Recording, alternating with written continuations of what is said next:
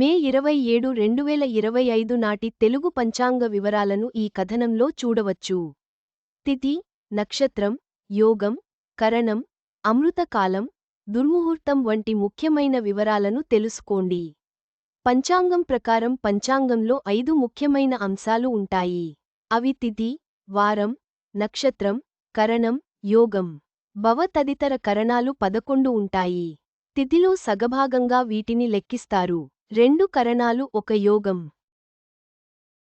క్రోధినామ సంవత్సరం, ఉత్తరాయణం తిథి, అమావాస్య ఉదయం 8:33 వరకు, తర్వాత పాడ్యమి తెల్లవారుజాము 5:02 వరకు, నక్షత్రం, రోహిణి రాత్రి అర్ధరాత్రి 3:10 వరకు, తర్వాత మృగశిర యోగం, సుకర్మ రాత్రి ఉదయం 11:07 వరకు, కరణం, నాగవ ఉదయం 8:33 వరకు, స్తుగ్నమ సాయంత్రం ఉదయం 6:48 వరకు, అమృతకాలం, రాత్రి ఉదయం 12:02 నుంచి రాత్రి అర్ధరాత్రి 1:23 వరకు, వర్జ్యం, రాత్రి ఉదయం 7:43 నుంచి రాత్రి 9:08 వరకు, దుర్ముహూర్తం, ఉదయం 8:20 నుంచి ఉదయం 9:12 వరకు, రాత్రి ఉదయం 11:06 నుంచి రాత్రి ఉదయం 12:09 వరకు, రాహుకాలం,